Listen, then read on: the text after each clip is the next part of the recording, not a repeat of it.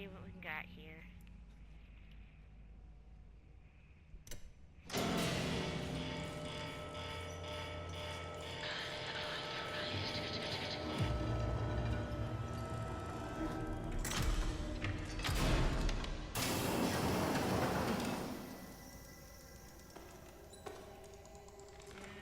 Shoot.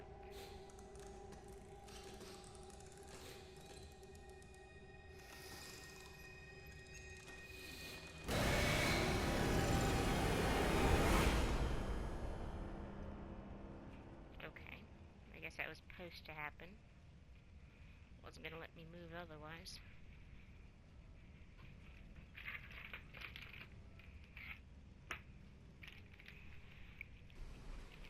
Down the hollow garden, under wretched abyss, a savior comes at last. Wilson? Rest yourself, Audrey. You're still weak. The Keepers can be relentless to strangers. But there's nothing to fear as long as I'm with you. You're safe now. You did this to me. You brought me here. Turned me into this thing. This doesn't make sense. I've never done anything to you. Open your eyes and look around you. None of this makes sense. Drawn walls, nightmarish creatures, an ancient studio that died out almost 30 years ago. It's all fiction, utter nonsense. And yet, in here, it exists. It breathes. It flourishes. Reality, guided by its master's pen. The foundation for a new reality. We can bleed into our own. Just think of it. Anything we create in here, we can release out there. But first, this world must be controlled, made safe. These things, these angels and demons, are they really life? Or are they just stains? Old mistakes ready to be cleansed away for newer, greater things. What do you want from me? I need your help to save my father's life. What? This is our start. We'll talk more once we're safely inside.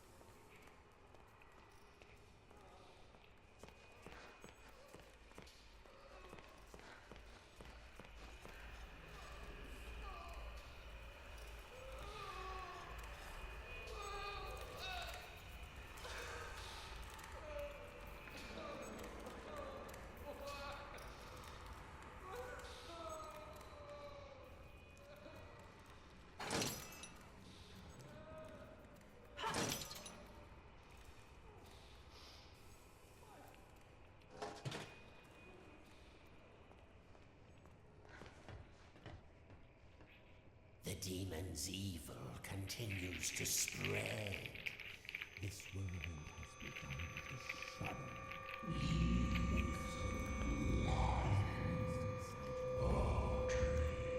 Be quiet. What did you say? Nothing. It was nothing. Almost there. Just a quick stop. Won't take but a moment.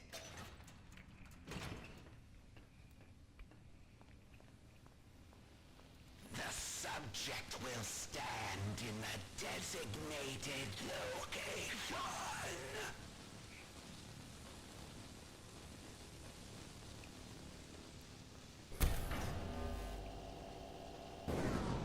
Lethal object detected. The subject will submit all weapons for further screening. Disarm now.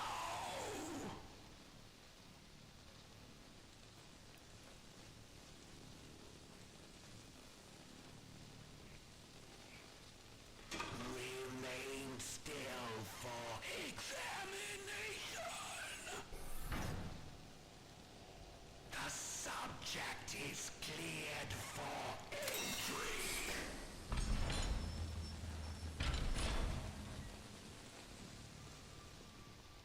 Welcome to the civilized world.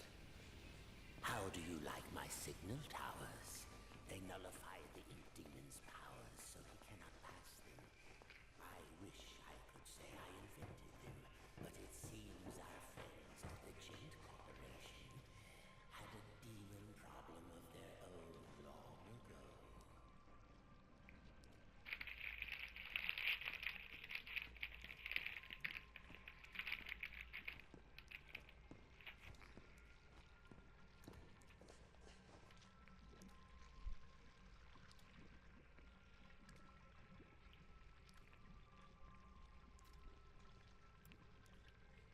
And now, my dear, if you'll excuse me, I have a lot to prepare. We'll talk later, I promise. Besides, you must be very tired. A quick rest will do you good. Betty will show you to your room. She's my housekeeper, among other things. You never actually killed the ink demon, did you? No, he's too powerful to destroy. So we sealed him away, trapped him in a different form. One that was smaller, harmless. Bendy. It was a fitting prison, although he seems to have found a way to free himself. But enough talk. We'll deal with that soon enough. There's some nice fresh blankets all laid out for you. You'll be dreaming in no time. Wait, Wilson? One more thing. If you needed my help, why didn't you just ask? Would you have believed me? Come along, and no more dawdling. This way now.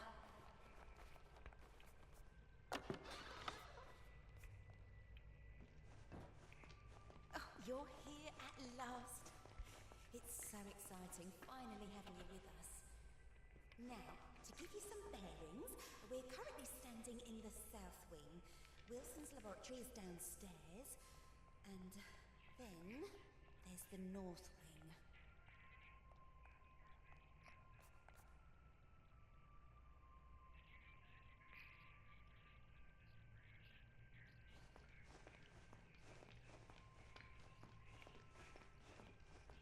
Interesting how someone's locked in their own bedroom.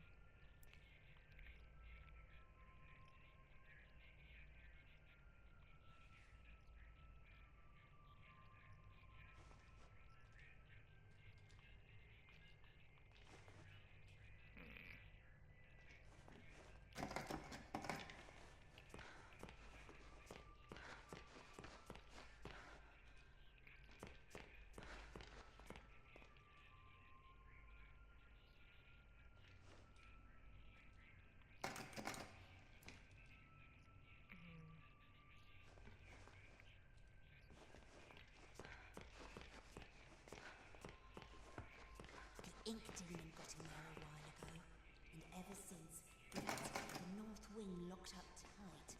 I'm afraid it's fallen into ruins by now. All those juicy, lovely books gone to waste.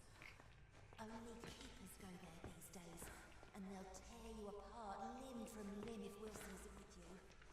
So, mind your distance and you'll be just fine.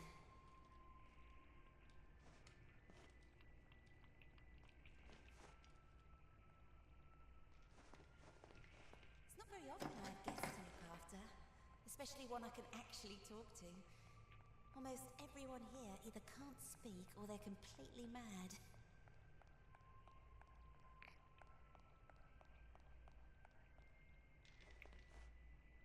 All right, here we are. Best room in the house. You should see where I sleep. Ugh. But this room, just perfect. I saw to every detail. Bed is clean. The bathroom is on the left. Sorry about the stains. I did try my best to get them out.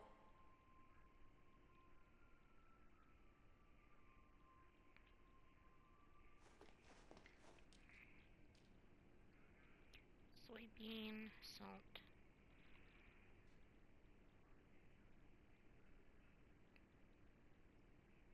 Caramel, maybe? I don't know. Cocoa powder. Gilson.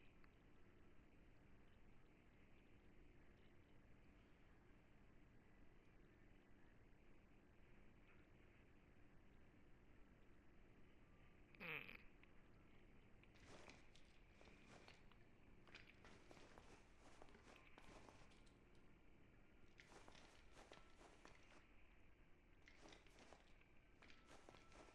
Guess I talked to you. Did you have any questions? Is it always night here? It's always dark, if that's what you mean. For as long as I can remember. Are you very old? No. As far as I understand it, I'm something quite new. Although, I didn't turn out the way I was supposed to. One in a long line of failed experiments. But Wilson will keep trying. And do you trust Wilson? This is the realm of the ink demon. The shadow hangs over us all. I don't trust anyone. But Wilson takes care of me, keeps me safe. He once said I remind him of something he called his mother. Tell me, is that a good thing, where you two are from? I'm not sure. I don't think I ever had one. Well, no matter. Now, I was told to make sure you get some sleep once you got here. So get nice and comfy and relax. I left something on the table that might just help you nod off. It's my own recipe. Works very fast. Just follow the instructions. Carefully. Thanks, Betty. Of course. If you need anything else, I'll come straight away. I'm always up.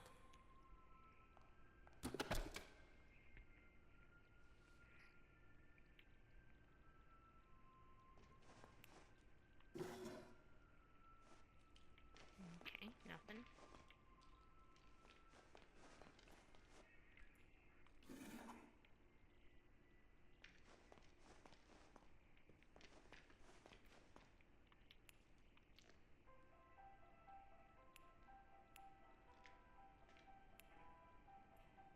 Gilson. What's a Gilson?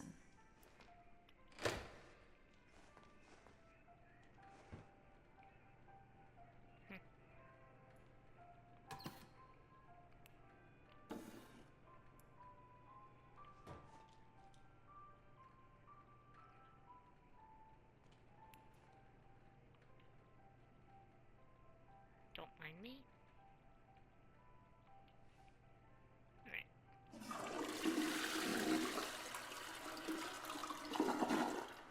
Okay, I was not expecting that. Okay, can I? No, I can't get to the shower.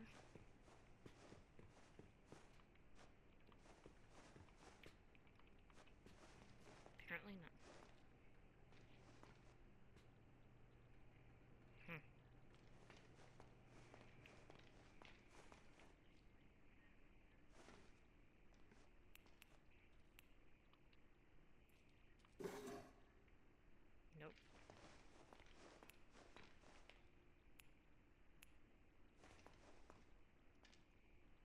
The Mug and the Maiden.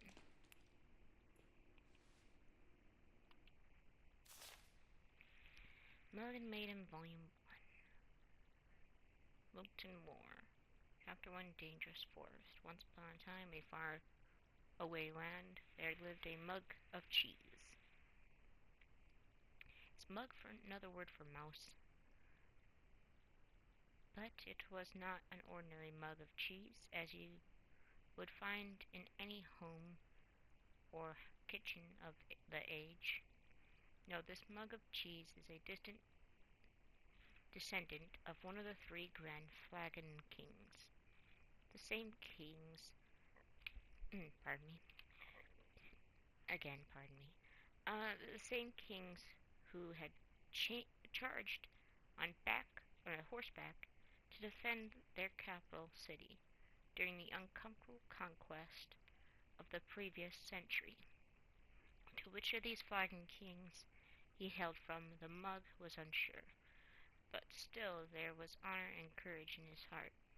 His family line herald from deeds long past that had forever changed the course of this stoop history. Did he have a name? Of course, all mugs of cheese had names. This is a common knowledge, just as every fruit bat is really named Stanley. Okay. The world of Equestria has some questions to answer. Are they really named Stanley? Alright, let's see here. The mug of cheese was named Richter. That a cracked. What a name. I can hear you say cracked. Indeed. The mug of cheese bears no damage that I can see. Fall silent, you small-minded. I'm not even sure if it's bass or bass, but for there entails our intriguing story. Let's begin at the beginning. It was a hot winter day in the forest. One of those days where everything is dull brown. The lake was still. The birds had shut up. The trees were but sticks in the overcast sky. That'd be weird considering the fact that the trees were in the sky. That'd be... I don't know what to say about that. Save for a lone pine that skimmed the clouds above like a painter's brush. It was on that day that Mr. Darble Mouse was in a hurry. Okay. He had just been named the Vermin of the Year by the society brethren that lived under the old church. It was a customary for the honoree to bring fine port wine cheese to the ceremony. There were only hours to locate some of the previous cuisine. Fortunately, Mr. Darble Mouse knew exactly where to find it, the dark cellar below the governor's castle. But unfortunately, as he approached the loose plank of wood in the old wall, he failed to realize that the heavy rains that had come during the night had passed moisture into the plank, making it heavier than usual. Thus he pushed the plank with all his might. It lifted just enough to push his body only halfway through, but his strength just couldn't contend with the weight of the plank. His arms failed, the plank snapped back down and crushed him flat. Wow. Talk about a mousetrap. After all, this story is not about Mr. Darble Mouse. Or had you forgotten the mug of cheese already? I could see how you might connect the two, Mr. Darble Mouse was, after all, looking for the cheese. Looking for cheese, and we were talking about a mug of cheese just before. I believe his name was, let's see,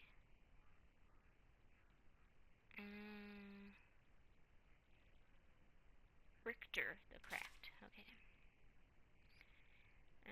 Sadly, I must inform you that there is no relation between Richter the Cracked and the rodent who is now nothing more than a smushed guts inside the wall.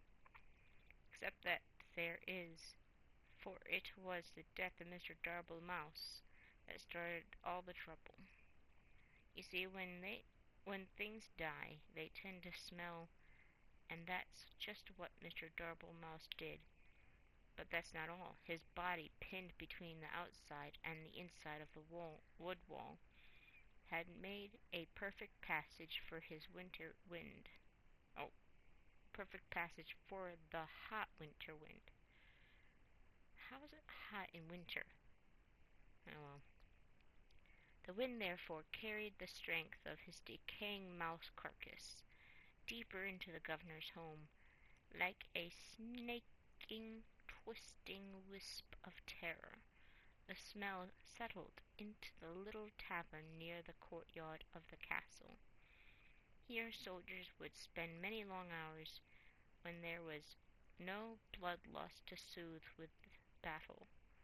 Strong ales and red meats filled the menu from back to front of the rustic medieval castle grease spoon. Most of the customers came to look upon the barmaiden, Maxine, who was actually named Rita. Rita was by far the best-looking creature in all the governor's county. There was a beautiful deer woman just over the hill, but no one knew that. But by day Rita scrubbed her tavern so clean you could eat off of it, which was fortunate, as it was a place would be eating. You indeed would be eating, since it was a tavern. By night she served her customers with charm, grace, but mostly with drinks. Did I mention that Rita was married? Well, I mentioned it now. Rita was married. Her husband's name was James. He didn't do much until he died. The smell of Mr. Darblemouse knocked him flat. And that, my friends, was that. Oh dear, the story has barely begun, and already we killed two major characters. Okay, what about Richter the Cracked? Needless to say, Rita was deeply distressed by the whole thing. But 20 or so minutes later she realized she couldn't mourn forever and went to buy some cheese. Ah yes, don't worry, dear reader. This time the mention of cheese will guide us to the meeting of our focal hero of the tale. Also, this is a good time to start a new chapter. Chapter 2, a new chapter.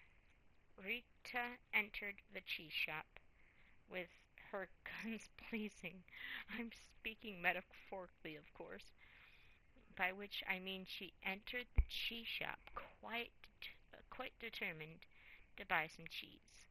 This was because just the night before, as her husband James was taking note of a weird smell in the room, she had invented a delicious new concoction, a cheddar cider? I've heard of apple cider, which of course is a drink, but cheddar cider? It was sure to be a hit with her patrons. After all, the governor's county only had two exports, cheese and grapes. Grape cider? Where would you get that? And she couldn't possibly make a drink from a grape. But back to the cheese shop scene. Rita knocked on the counter loudly. With her fist causing the nearby cat to do absolutely nothing, as cats do. From behind the wall, she heard a stir as someone was crashing through piles of cheese to make their way toward her. Emerging gloriously from the torn yellow curtains an old man came into view. He was giant in stature, with a long, long gray beard, bobbing along, and stuck within his beard were small matters of cheese crumbs and wedges, wrapped tightly within his hairs. Oh gosh. But yet held even more cheeses on ropes pulled across his chest. Are we real? Okay. With loops of provolone linked into sausages over one shoulder. His eyes were big, and his ears were bigger still. A smile of kindness erupted from his face as he locked his eyes with Rita. My, the Kurds are kind to me this hour. Hello and welcome, he bellowed. Rita bowed low and promptly began to cry. The shop owner looked at her, perplexed. What did I say wrong? The barmaiden sniffed and snorted, and finally answered, Forgive me, for my husband just died, and I'm out of Swiss. I'm going to pause now in the story to ask myself why Mr. Mouse went to the cellar in the governor's house for cheese if there was a cheese shop nearby. Okay, I think it's best that we overlook the glaring problem in the plot, don't you? Now, back to the story at hand. Rita purchased a large amount of cheese from the shop owner. She bought cheese wheels and cheese melts and cheese slices. She bought cheese whistles and cheese beards. She bought cheese paper and cheese sandwiches. She bought so much cheese, in fact, that she had lost track of all that she had obtained and just dumped all the fromage into a large burlap sack for the return journey to the tavern. Goodbye, Rita, the shop owner called as he waved farewell. Goodbye, Daniel, she called back. His name was Murray, by the way. Overburdened by her treasures, Rita made her way home, following the main road to the castle. But was it always but as it always happens, the road was now under repair. The man was the a man with a skinny mule was plowing up the dirt, so that he could put down new cobblestone. For his associates were standing by, watching him. The job would only take a few years to finish, but Rita was in a hurry, so she followed the detour sign that told her to take a different road to her left. Unfortunately, no one could read in the governor's county, so she went right instead. This mishap took her deep to the forest, where absolutely nothing of interest happened, except for the interest that did happen. As she had tottered on through the forest, her sack of cheese weighing her down, muttering the complaints all the way. Little did she know that the danger lay just ahead. The danger was cunning and dangerous, and had one of those out-of-place eyebrow hairs that drives you nuts when you're talking to someone who has one. This this danger we call Bernard, the big, ugly lizard man who wears a blue cloak. Bernard didn't often have visitors in his house. This was because he lived outside. Also, He was rather fond of human flesh, which made him very unpopular. So unfortunately, you can see the drama unfolding here. The beautiful but tired Rita, huffing and puffing up the windy path. As she approaches a certain doom, Bernard, watching from behind a nearby tree, licking his lips. Oh, the tension is stress. It is not. Oh, is tense, is it not? At this point in time, we must pause again to ponder the possibility that can happen now in our story. Two characters have died already. Surely a third wouldn't hurt anything. Are you perhaps just reading this story because you want to see who will get the axe next? You are a little warped, don't you think? Don't you know that? Well then, let's see what happens next. Bernard stepped from behind his hiding place, his elbow. Where was I again? Sorry, I got distracted.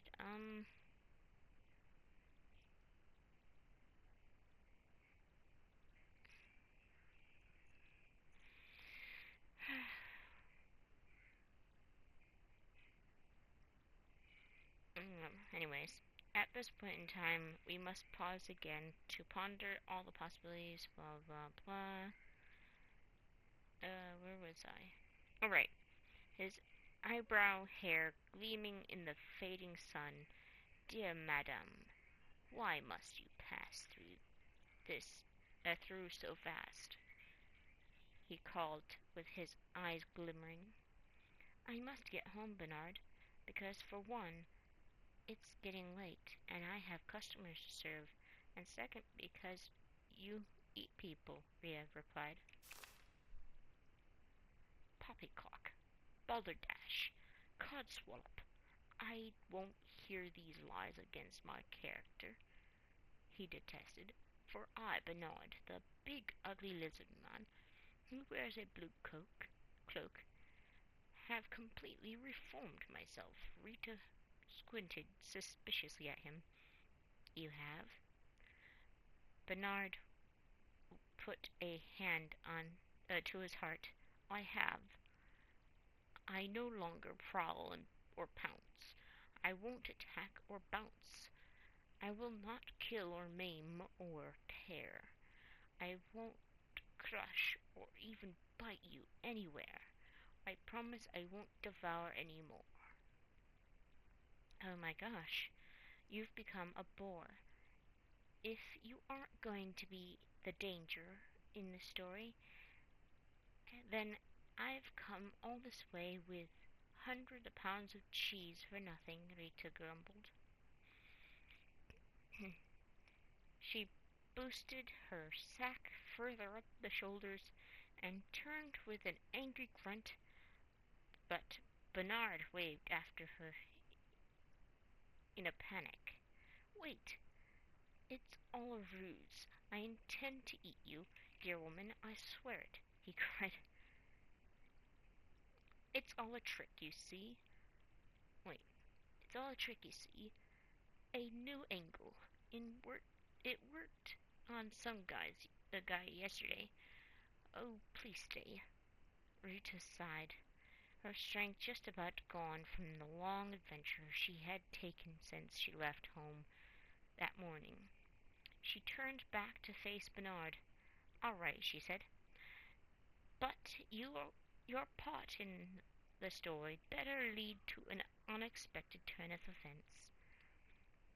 Oh, it will, Bernard clapped and waggled his clawed finger to motion her to draw nearer.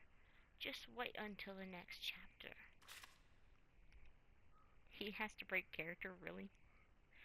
All looked quite dire for Rita. Bernard had her within his grasp. Surely it would be mere moments before his jaws collapsed upon her head. Oh, what horrible end for Rita. Needless to say, I am worried for her. How many pages does this thing have? Oh well. Anyways. Um, but as luck would have it, miles and miles away, 20 years earlier, something amazing happened. Two mugs of cheese, a Gouda, and mozzarella welcomed their first son into the world. I don't think I need to tell you his name. It was Dave. No one liked Dave. After that, there was a second son came forth, Richter the Cracked, just called Richter at that time.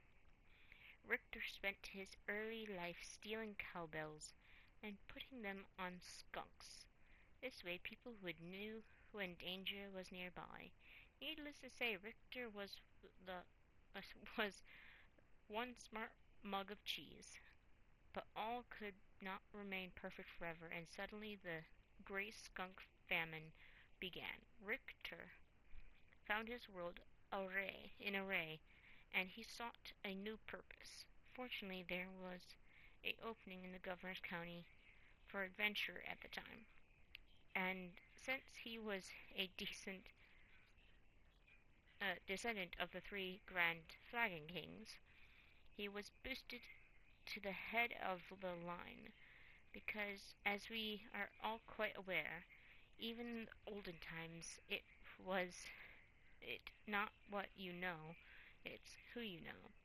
Thus the adventures of Richter began. He braved deep dungeons, he slayed the great beast, he climbed the highest mountain peaks, he sailed around the world despite the fact that he didn't own a boat. Richter was truly the stuff of legends. But did I mention the curse? Yes. Fair readers, there is a curse, a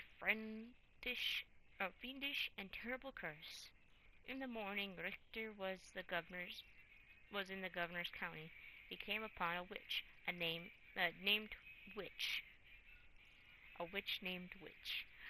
Okay, this witch had just pulled a pound cake from her oven, where she then proceeded to start ingesting it right there in front on the front walk of her home. At once Richter knew this creature was pure evil, eating cake this early in the morning, and without ice cream. This was truly a fiend that needed to be vanquished. Yeah, I'm just gonna skip this whole thing. Yeah, let's exit. That was just getting crazy. Anyways, I think I'm gonna save this game. So, here we go. Well, just a moment.